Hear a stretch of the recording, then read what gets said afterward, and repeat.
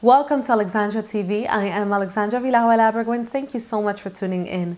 This week's episode is about procrastination. It is such a discussed topic, if we can say it like that. It is really something that we've all experienced at some point or another in our lives, whether it is when we were in school, at work, or even at home in the small chores of the everyday life, really. We've all been through procrastination. We all know what it is and we all really hate it. We hate procrastinating. So why is it that we still do it? Really, procrastination, what it is that whenever your subconscious mind doesn't really believe that something is very important, what's going to happen is that you're going to postpone it. So you're going to be saying things like, oh, I should do it tomorrow. Maybe I can just do it next week. Or, oh, it's not as important. Maybe I can just move it to the last minute, study for an exam at the last minute. Whatever it is that we do, we all do it. In today's episode, I'm going to share with you what are the 3 very easy steps that you must take in order to stop procrastination, in order to overcome procrastination and completely destroy it. Before I share those with you, I really want you to understand what happens in your brain when you procrastinate and why is it that we all procrastinate so much, even if we know that it's wrong, even if we know that we shouldn't do that and that we should do what we're supposed to do, basically. So first of all, I want you to understand that in your brain, there's a part that's called the prefrontal cortex. In that part of your brain, a lot of people call it the conscience. So it's the part of your brain that knows what's right and what's wrong. So whenever you know that you have to do something, let's take, for example, you have to study before an exam. Your prefrontal cortex is telling you this is what you have to do. However, there's another part of your brain that's called the limbic system. And that part of your brain is stimulated by immediate reward. So whenever your prefrontal cortex is telling you you have to study because you have this exam and you're going to pass. And if you pass, then you're going to graduate. And if you graduate, then you're going to have a diploma and then you're going to find a great job.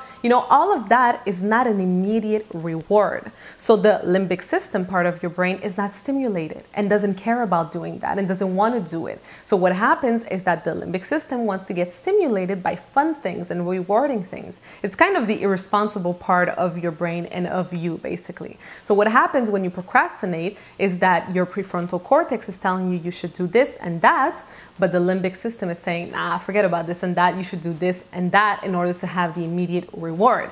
Afterwards, when you procrastinate and you realize that you haven't done what you were supposed to do, then your prefrontal cortex feels bad and your conscience kicks in. So now that you understand a little more why we all procrastinate, let's start with the 3 easy steps to stop and overcome procrastination.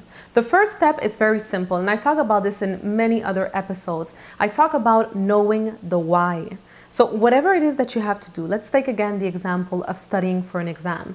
Know why this is important, why you have to do this, what's going to happen if you do, what's going to happen if you don't, basically. A lot of times when we procrastinate is because our why is not strong enough. It's not compelling. It's not motivating. We don't want to do it because, it doesn't really matter. The why is not strong enough.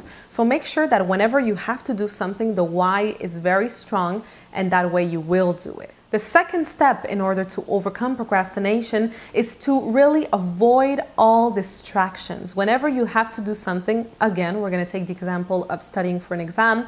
I want you to, let's say, go to a place where there's no distractions. Find kind of a sacred place where you know you will not get distracted, because what's going to happen if you do get distracted is that your limbic system, part of your brain, is going to get, if we can say like that, excited and awakened, and it's going to start to want to do these small things in order to get immediate rewards and fun and excitement. So make sure that you really avoid all of the distractions that are out there whenever you have to do or accomplish something.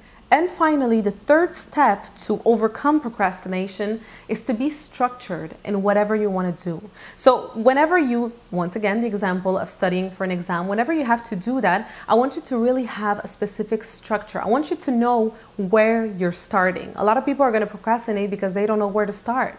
I want you to know what are the steps. What's going to happen is that if you divide whatever goal you have in small little steps and you start rewarding yourself every single time you basically accomplish something, your limbic system is going to get excited because of the immediate reward. So all of a sudden, the limbic system and the prefrontal cortex are going to be working together, and you're not going to be procrastinating anymore. So another example is if let's say you want to write a book. So your goal is to write a book. You're procrastinated, maybe because you don't know the why, maybe because you have a lot of distractions around you, but also maybe because you don't know where to start, and also because you don't have a structure. You haven't said, okay, so this month I'm writing one chapter, then the next month the second chapter.